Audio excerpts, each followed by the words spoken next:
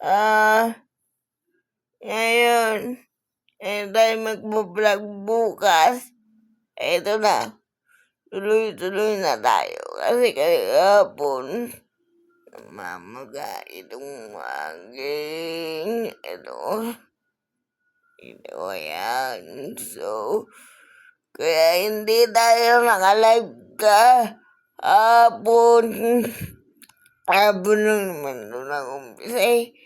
So, baka ito na sunod na ang ating vlog. Abangan nyo po. Abangan nyo po itong vlog natin na ito. Kanina dapat tayo nag-iisip ng content. Kapag mag-isip ng content na maayos, bukas, tuloy na ito talaga bukas ng maga. Tuloy na ito bukas ng maga. So, ito na nga po. So,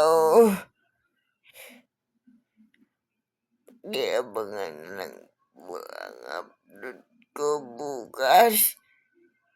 Ay, ngayong gabing ito yung upload ko kahapon kasi wala tayong upload. So, isang upload lang tayo. Abangan nyo po ang aking content bukas.